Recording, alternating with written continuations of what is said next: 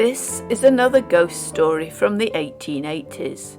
This one was published in the Aberystwyth Observer on the 29th of December 1888. No author is named, but whoever wrote this has clearly been heavily influenced by a certain Christmas story written by Charles Dickens. You'll see what I mean. A Christmas Ghost Story, read by Bethina. There was not a prettier picture anywhere than the watermill, where the country people in the neighbourhood of Darnforth took their wheat to be ground. It was worth a long walk to see the old brook, as it was called, turn the great wheel and dance in 1,000 glittering drops from every mossy timber, and to hear it, after it broke away from the task and darted off under the great black arch below, was to be deafened with wild and turbulent music. Frank Underwood, the owner of the old Brook Mill and the proprietor of the fine house close by, was once very poor, and, paradoxical as it may appear, was suddenly ruined by becoming very rich. When he was a young fellow, the pride of the neighbouring village, the hope of the adjacent town, and the betrothed of Alice Martin, a rich uncle died and left him heir to a fine estate, upon which stood the old Brook Mill. With an approved worldliness that you might hardly have looked for in such a quiet rural district, young Underwood broke off the engagement between himself and Alice. But he was punished for his perfidy. Riotous living and unfortunate speculations soon reduced him to ruin and bankruptcy, and like many another, when he lost his gold, he lost his friends too.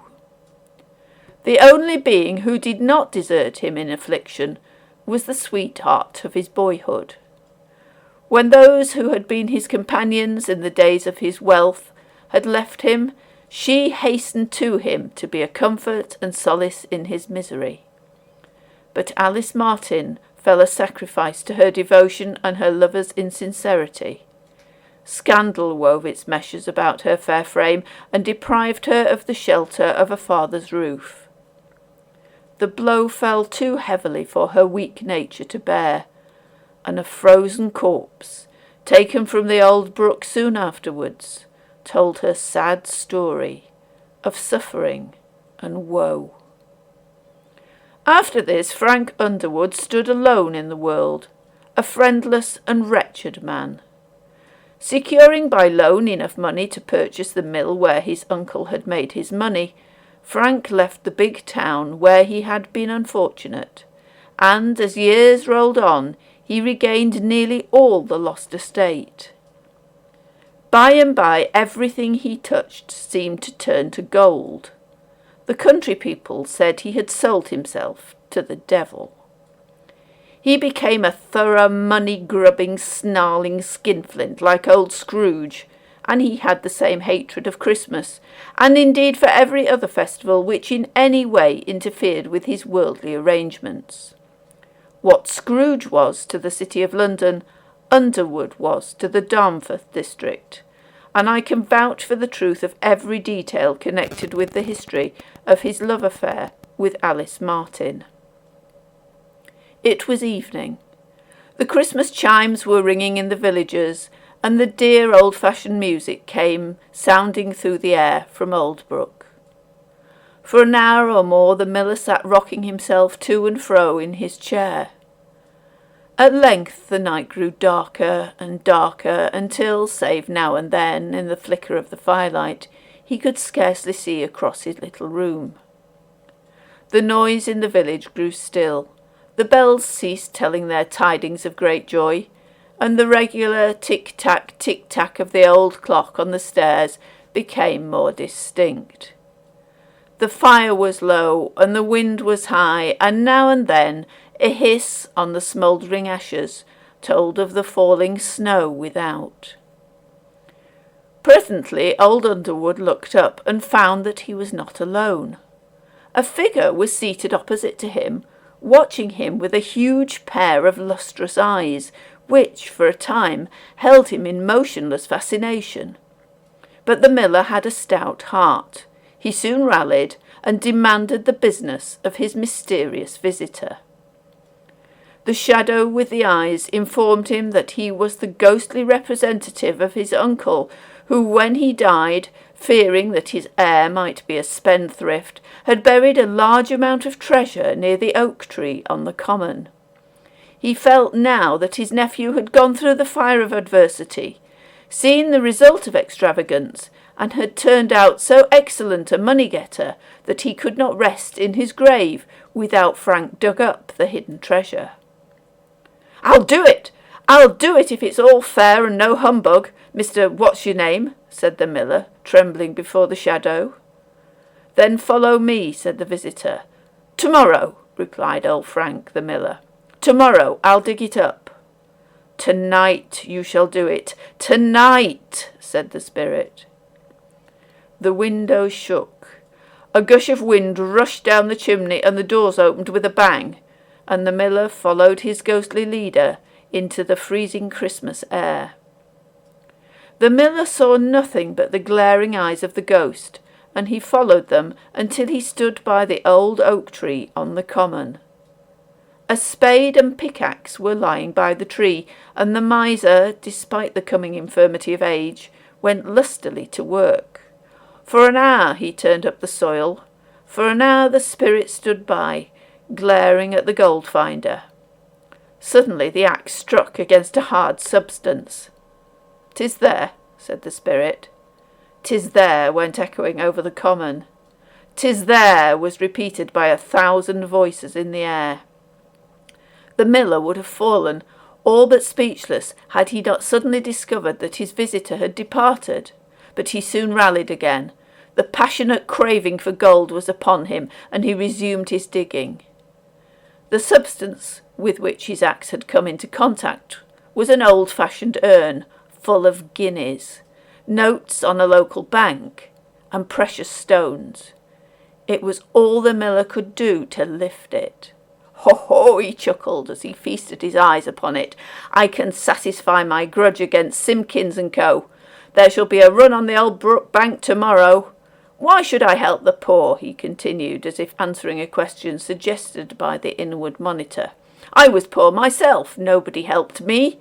The poor indeed, with their merry Christmases." Until the perspiration rolled down his face, the miller laboured to put the urn and its treasure on his shoulder, and at last he succeeded. But why does he tremble? Why do his eyes appear to be starting from his head? Why does he sink to the earth and cry for mercy? The urn has changed. On the miller's shoulders crouches a demon, fearful to contemplate. It is peering into his face with a fiendish grin. The old oak tree too is changed. Jabbering sprites are swinging about in the creaking branches and swarming around the supplicating miser. They hiss at him, and the air is filled with their fiendish laughter. At this moment the miller would gladly have given up half of his wealth to have been once more at home in his mill. He prayed loudly and fiercely for mercy, and hoarse with crying he fell senseless to the earth at the foot of the old oak tree. By and by he was raised from the earth. At his side stood the figure which had first lured him from home, but without that terrible appearance which it had at first assumed. The tree had disappeared, the common too was gone, and there was a weight upon the miller's back which needed no care on his part to keep it there. "Where are we?" asked the miller, turning to his ghostly attendant. "Ask no questions, but pay attention to what thou seest. I have driven hence the fiends who terrified thee, and am now here at the command of my master Time to show thee pictures of the past. The veil of the future will also be partially lifted to thy gaze, but it is in thy power to alter what I shall show thee. Thy deeds in the past have been judged. Thy yesterday a furrow on the sand has been washed out by the returning tide of today. The future alone is open to thee, said the ghost. They were at the outskirts of a beautiful village. There was a fragrant smell of newly mown hay in the air. Trees, clothed in all the beautiful verdure of refulgent summer, stretched long leafy arms over the spot where Frank and his companion stood. The shades of evening hung a misty mantle around them, which the pale moon, just rising, strove in vain to disperse. A youth was walking in the moonlight, and a gentle girl leaned lovingly on his arm. The garb of a peasant set off the manly form of the youth. The maid was also clad simply, and her long brown hair fell in careless tresses over her shoulders. "It is! It is!" exclaimed Frank, much agitated. "Silence," said the ghost. "Listen." "Alice, dear Alice," whispered the youth, "when we have money enough, marriage shall free you from his persecution. Fear not. Ere long I shall earn more, and some day, when poor old uncle leaves this world, I may be rich." "Hush, dear Frank. We will not build our hopes on the dead. I have saved a little, and we shall yet be happy. I do not desire that we should be rich." "But that fellow James is wealthy, and he would marry you tomorrow. He loves you, and might make you happy. He can give you comforts which you may never look to have with me, dear Alice." "If you love me, Frank, is that not enough for me? Could I not suffer if it were necessary, and be happy still if you were by my side?" "Bless you," exclaimed the youth, clasping the hand of Alice with fervour, and pressing a hot burning kiss upon her forehead. "You shall never regret your love, Alice." And they walked slowly away beneath the elm trees. "Oh, let us follow them, good ghost, pray let us follow them. I know them well. We are in my native village. The beautiful girl is Alice." "And the youth is Frank Underwood," replied the ghost. "I would follow them," said the miller. "'Tis useless. Whomsoever you see, they cannot see you. We are to them no more than air. These are the shadows of the past," said the ghost. Frank attempted to follow the lovers, notwithstanding, but the weight on his back pulled him to the earth. "Take it away, gold or diamonds, remove the weight," groaned the old man, but still it pressed heavily upon him. "I meant to be true to her, I did indeed," said the old man, as the scene changed again. Frank Underwood, Esquire, once the peasant youth, now the wealthy manufacturer, sat at the head of his own table in his own dining room. Around him were a crowd of sycophants, male and female. The master of the house was carrying on a pleasant flirtation with an ogling painted beauty. Ere the miller could speak, the village was before him again. He stood on the same spot where he had seen the lovers only a few minutes before. Alice, grown into womanhood, was there, alone with her sorrows. "I saw him, but he never heeded me. He turned from me in scorn, and the servants drove me from his door. I will never go again. Now that he is rich, it is not likely that he can love a poor girl like me. No one loves me now. Tired of asking me to accept the hand of Mr. James, father scarcely speaks to me save in anger. And when poor dear mother died, she would not have had her broken-hearted Alice near her." Thus, between sobs and tears, spoke the beautiful Alice, as she glided slowly past the miller and his unearthly guide. "Poor soul, God forgive me!" exclaimed Frank on his knees. "Take me away, I can see no more, I'm going mad!" almost shrieked the old man. "I loved her again, I did, he continued. Once more the scene changed. They were within the walls of a prison. Frank Underwood was in a debtor's jail. By his side stood Alice. "I could not desert you when I heard you were in distress, though you drove me from you in your prosperity," said the girl. The man groaned audibly, and big tears were in his eyes. I repent, but 'tis useless now. You can never love me again. You can never forgive me." "I can," said the girl. "You cannot love a prisoner, a bankrupt, an outcast from society." "Ah, you do not know a woman's heart. I can love you now more than ever, if that were possible. Can you love Alice again?" "I can, but I have said so before and proved false to you. I hate myself. I am wretched, miserable, mad. Go home, poor girl, go home," said the man in terrible accents. "I shall soon have no home except in heaven. This visit to you, which has cost me a day and a night of hard walking, may rob me of the last spark of a father's love. Think of your younger days. Think of your promises. Think," said the girl, looking earnestly into the prisoner's face. "I do, and am mad with remorse, but I may yet atone." At this moment a turnkey bade Alice depart. "Stop, stop!" cried the miller. I loved her then. I meant to atone. Let her know that at least," he said.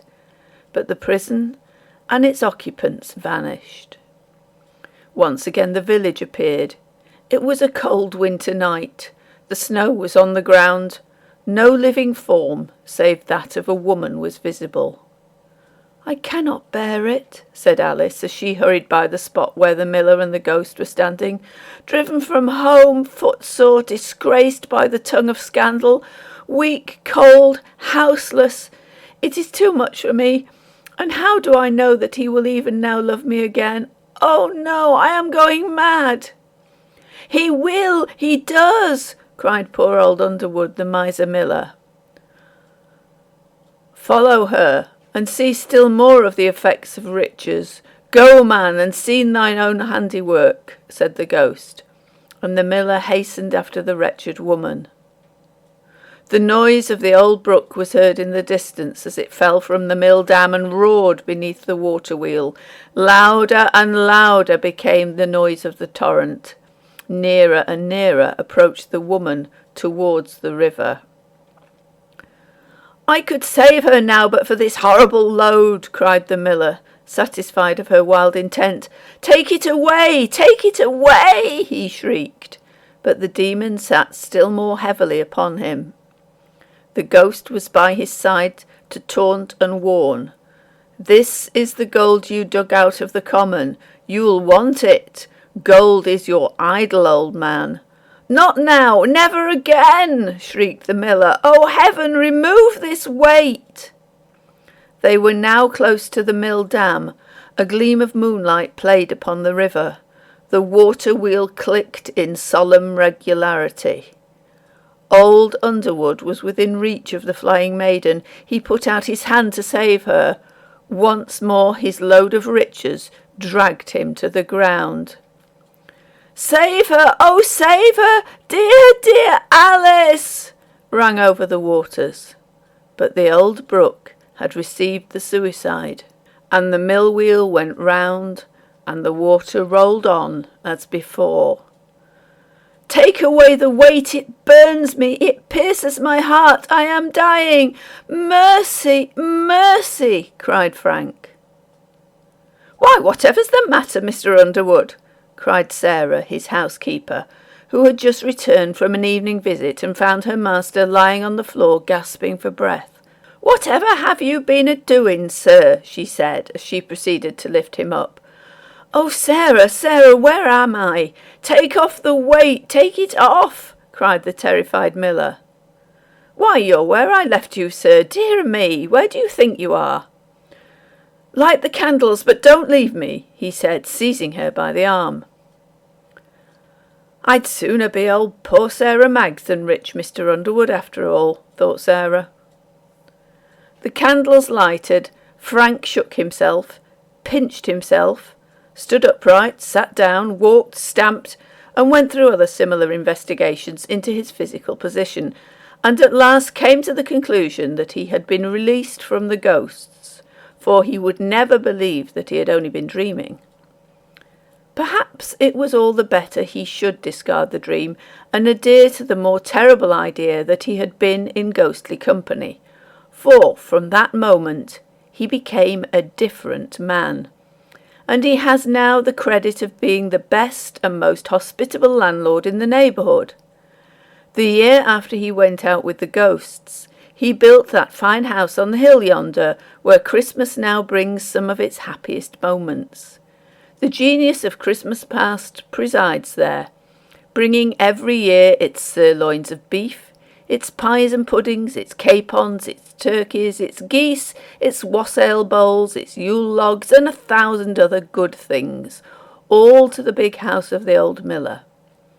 The great festival is observed in every detail, and there are little presents for all who call there on Boxing Day. A handsome tombstone has arisen over the grave of Alice Martin, 5 miles above the dam, and every Christmas Eve an old man is seen in the churchyard, some say upon his knees. Old Sarah knows that there is a great deal of truth in the report, for ever since that evening when she found her master in such a dreadful fright, Frank Underwood, the miller, always quietly disappears for several hours on every successive Christmas Eve. The white mare and the well-known phaeton may invariably be seen tethered in a byway near the turnpike, waiting for their grey-headed owner when the bells were ringing in honour of Christmas Eve.